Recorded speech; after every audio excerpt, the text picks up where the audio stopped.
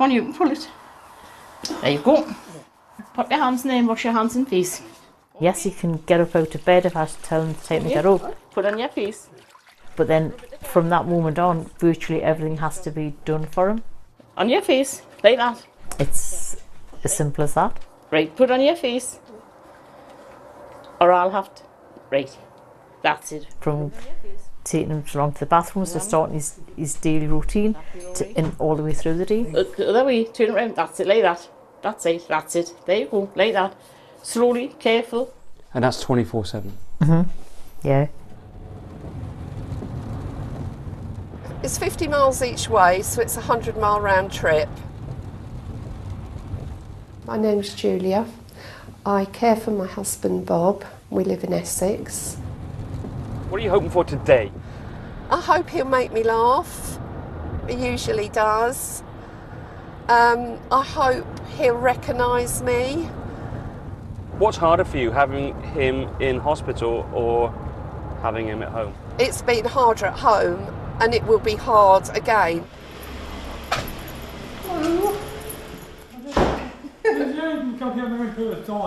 Hey? I had 2 go this week. Last I've been with it. You dreamt I was dead? Oh, lovely.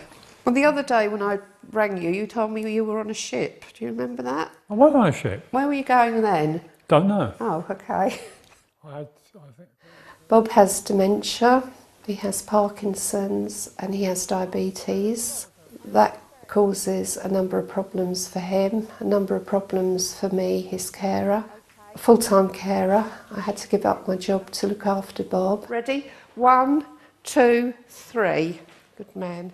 You know, people think dementia, you're just going to get forgetful, you're going to get a little bit muddled. That's just the tip of the iceberg. Let go. I'm looking forward to him coming home because I've missed him. I want to give him another chance. I want to allow it to give him some life. Keep coming, keep coming. Ta-da! With what bit of freedom, liberty, mobility and mind he's got left. My name's Anne Maguire. I live in Newcastle upon Tyne. I've been married to John for nearly 46 years, and I look and care for John now as he has Alzheimer's. Are you okay? Are you drinking your tea? Get a drink your tea. It'll be cold that now, you know. What sort of guy has John been? Just like a happy-go-lucky kind of person. Didn't really worry about anything. A worker? Oh, hard worker. Always went to work, hard worker. But I was just plodding along like everybody else, day to day. I brought a family up, and we just thought we'd maybe stroll along into retirement years and see what happened then. Oh, sitting on the dock of the bay, watching the time.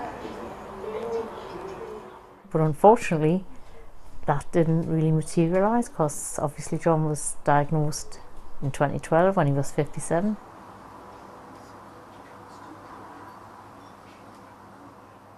I think one of the reasons I fell in love with him, he was just so funny. It was his humour. It just made me cry with laughter. I remember the way he was, how good looking he was, and then I look at him now and he's so changed. After 3, 1, 2, 3. Bob's been in and out of hospital for many months. Bob is only 69, so really too young to be thinking of other options. Welcome home. Keep going. All right. What's it like to be home? Great. Feel good? He's here. Are you hopeful? I've had a chance to prepare the house, but I've had more of a chance to prepare mentally and emotionally. Julia? Yeah, I'm going to come and help you. Julia? Of it. Yeah, I'm coming. I'll put my trousers out. Yeah, okay. I paid my trousers. Did you? You used to get good days, then you'd get good half days, then you'd get good hours. And you still hang on to that hope that, hey, he's back. But of course he isn't back. This is one of the things that can take so long. The toilet.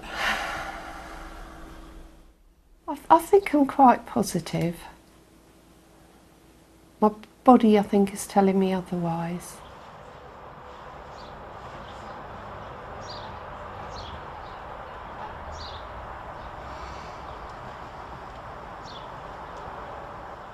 Every day you lose a little bit more.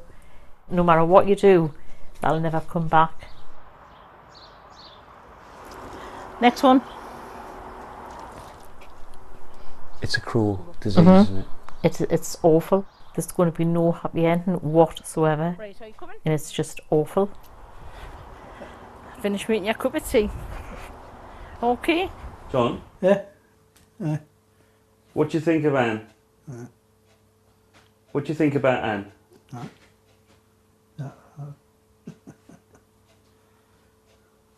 She's doing a lot for you, isn't she?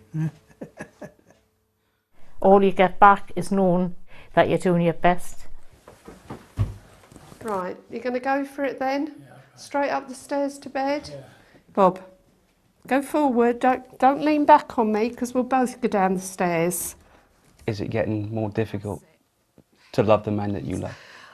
I don't think it's harder to love him. It's hard to love some of the stuff that happens. Lovely. Dementia's a thief because not only does it steal your husband, keep your foot up, lift your foot for me, Bob, help me. It steals your hopes and it steals your dreams. It steals your future, and in a strange way, it's stealing my life. We're sort of decent now, so I'm going to open that door just to get a picture of probably the worst part of the day. I have to try and have something to look forward to, because if you haven't, it's going to claim you. It's going to make you ill. It's going to make you depressed because you're exhausted. Shouldn't you come in bed with me, darling? Shouldn't I be in bed with you? In an ideal world, absolutely, yes.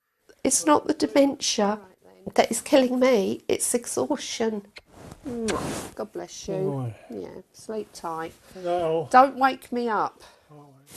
That was quite tough. Is it sustainable? Can you keep doing this? I tell myself I can.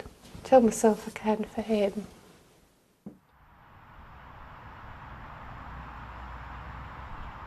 Raindrops are falling on my head.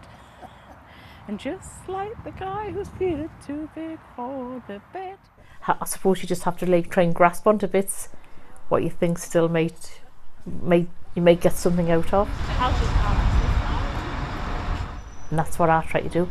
Grasp any little tiny bit of happiness, for want of a better word, and just try and make the most of that. There's your friend, John. No, that she is. Right, Maureen, do you want to sit here? You and George sit here. And I'll sit here. Raise your arm. John, put your hand up. Put your arm up. All I do is just hope I can do the best I can and look after John. Shall we do the balloon first? Yeah, Tracy's waiting. Oh, shit. Go on, John. Can you see that John might have to go into some residential care in the end?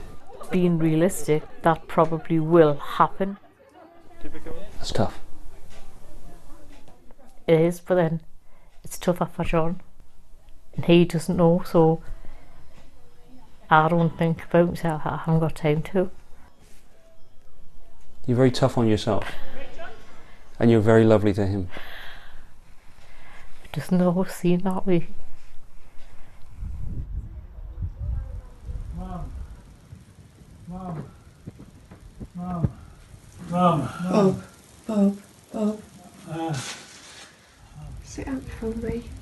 Hand. I record this because then maybe somebody can give us the answer as to what we're supposed to do at night. People say to me about the nights that Bob was shouting his head off. Some nights he was falling out of bed as well. He was just wetting the floor. He was laying in urine. I couldn't lift him. Just pull me up gently, I might know. No, I can't pull you without hurting myself. Oh, thank you. Take my arm. I think carers desperately need time out. That's it. Stand up. Can you stand up? Stand up for me. There's never that wonderful break unless you're able to pay for it, and care is so expensive. I'm going to my GP. But if you go, Bob's going too. Yeah, Bob has to come too. Oh, there we go. There we go. I mean, you talked about residential care. Is that an impossibility? Where are we with that? Because we've got savings, we'd have to fund that. Wonderful, thank you. When I've been phoning round various homes, some of them were quoting £1,800 a week. And I think, how are you charging that? I'm quite convinced that somebody's getting very rich out of frail, vulnerable, very, very sick people, and that is wrong. Can I help?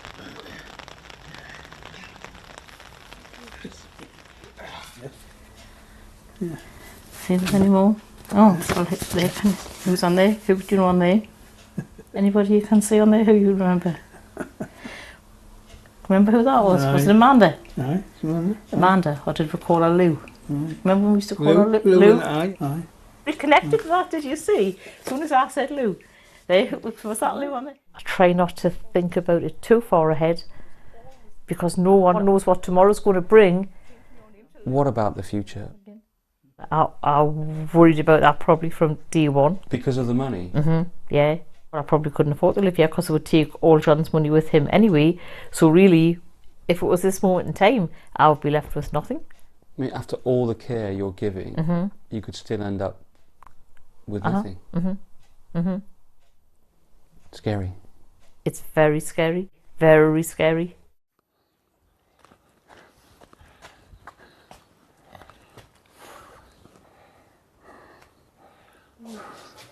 Trying to work something out.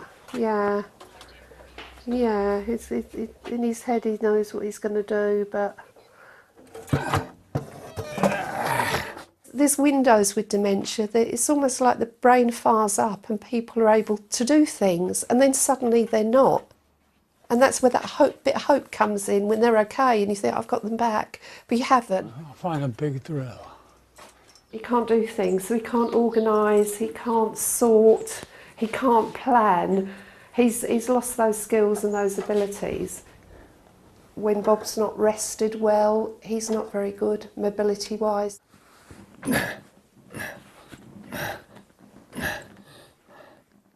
Let's just talk about you for a moment. What do you want? I just want him to be well. I want a magic wand. I want You a can't have miracle. that. I want a miracle. I can't have that. Dementia will take over and destroy every part of your life. It's a thief. It comes along and it steals, and actually in the end it kills as well. And I'd say to other carers, do all in your power. Don't let it claim you as well.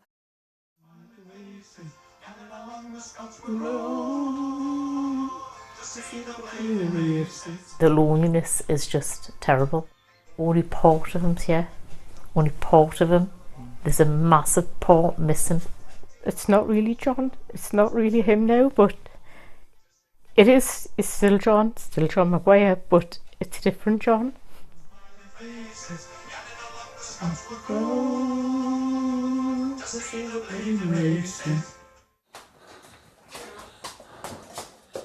If you had a moment of clarity with him, if he had a moment, what would you say to him?